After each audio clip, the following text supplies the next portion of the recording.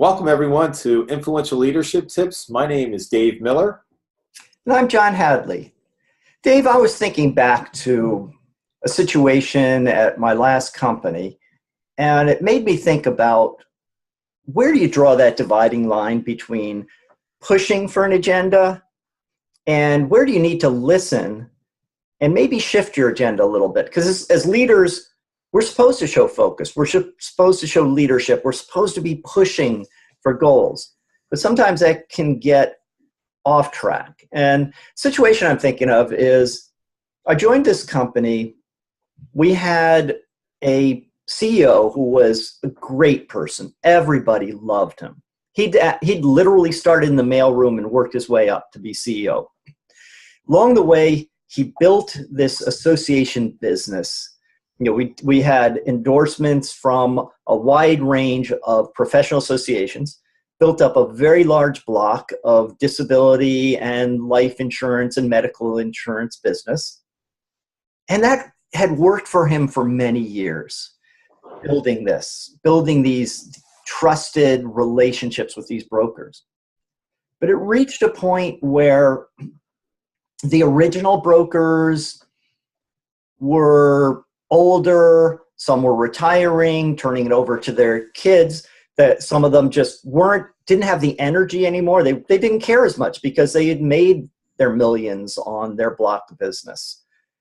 And somewhere along the line, it crossed from being a very successful, profitable business to being a troubled line of business.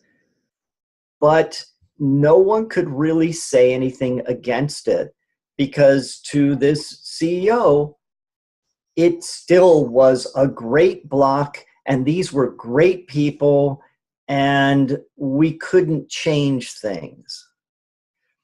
And that ultimately was the downfall of the line.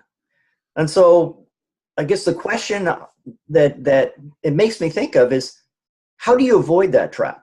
How do you get, you listen to feedback, but how do you get to a place where you don't just listen to feedback kind of pro forma because I should, but I keep moving on with my agenda, versus actively hearing what's going on and saying, yeah, maybe we do need to shift directions, or at least critically evaluate that question.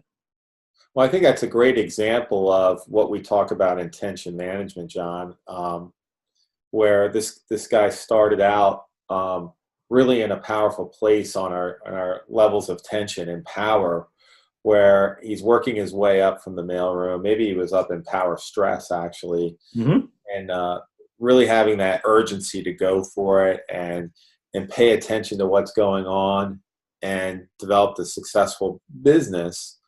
But then as things get more successful, as we get better at things, we just naturally drift down what we call our change grid to this tension called apathy, which doesn't mean we're apathetic necessarily, but it means we have no concern about that situation. We're not concerned about it because we're so good at it. And the thing is, you can lose your edge that way. You stop paying attention to what's going on. You're paying attention to other things. You're kind of on automatic pilot. The world continues to change, and yet you don't feel you need to adapt with it. And that's what it sounds like what happened here, and to the point where he wasn't even open to anybody saying, hey, have you noticed this? Things are changing.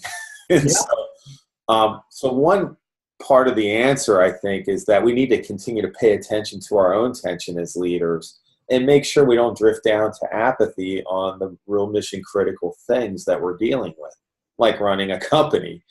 So, we always talk about you want your airline pilot to be really masterful at what he or she does, but you don't want them to go on automatic pilot. I mean, unless they're literally doing it with the plane, but because you don't want them to make a mistake, right? So same way, you want them on their toes, so to speak. So as leaders, we got to stay on our toes.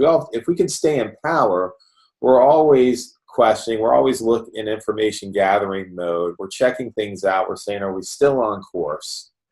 We're open to feedback of others. We evaluate it. We don't necessarily take it as an order taker does if someone disagrees with us, but we listen to it and evaluate it.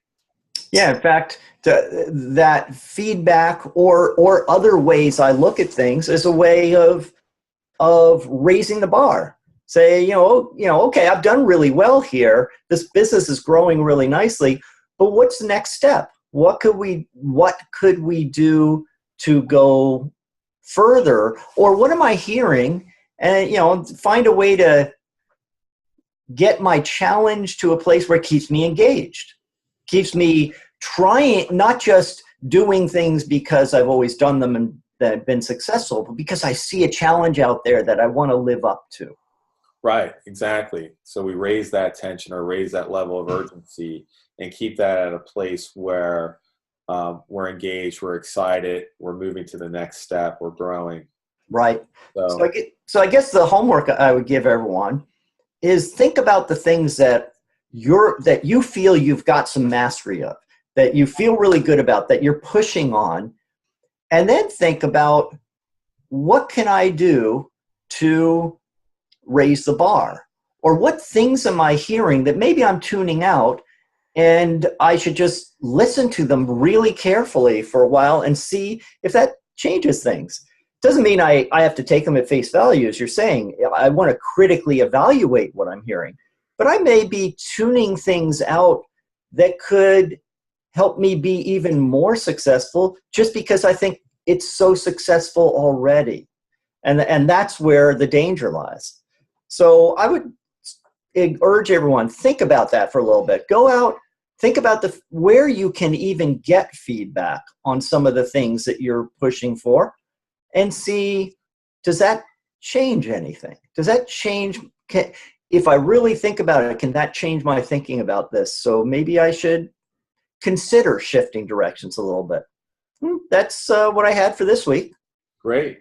So work on that, everyone, and until next week, be influential.